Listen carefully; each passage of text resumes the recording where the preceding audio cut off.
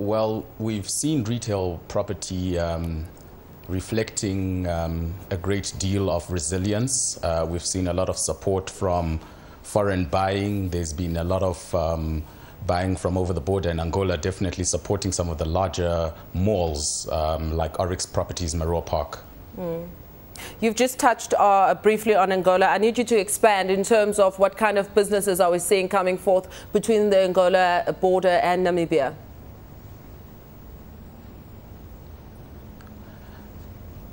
If we're looking at the retail sector in specific, we have observed a great deal of wholesale buying in retail malls locally by Angolans when the exchange rate particularly is in their favor. All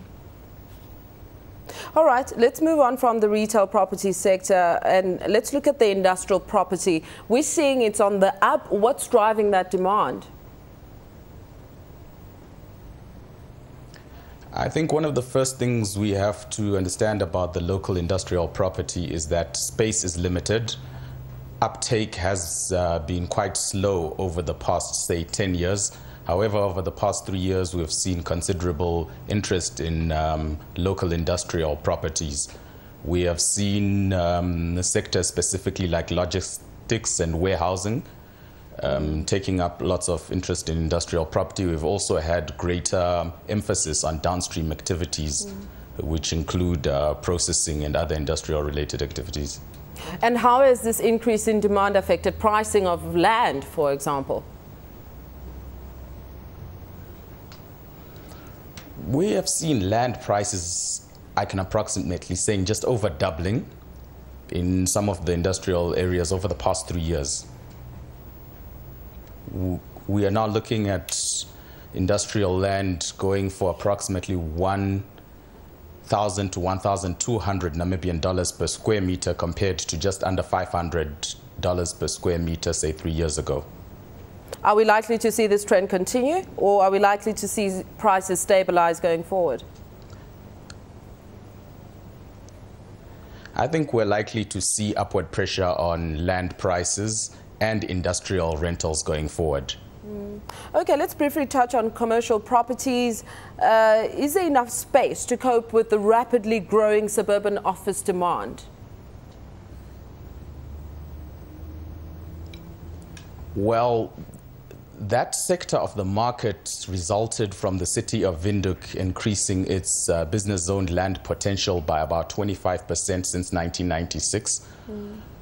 We've seen a lot of smaller companies and some of the larger head offices developing their own locations at the periphery of the CBD. This has also somewhat contributed to the higher vacancies that we're observing in Windhoek CBD at the moment.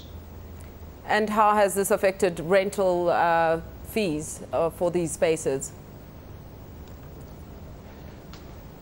Rentals in the CBD have remained stagnant, roughly flat over the last 3 to 5 years, but we've seen considerable growth in rentals in the suburban office space, say to the tune of 30–40% over the same period.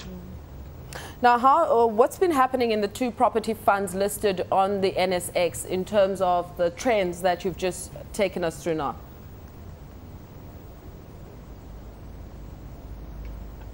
I'll speak about Oryx Properties, which is primarily listed on the NSX and has its entire property portfolio in Namibia, as that would be more reflective. We've observed declining rental margins to just over 80% from about 85% earlier, as expenses continue to rise and the ability to adjust rentals upwards is somewhat limited. Okay. I think this trend can also safely be extrapolated through to the SA companies.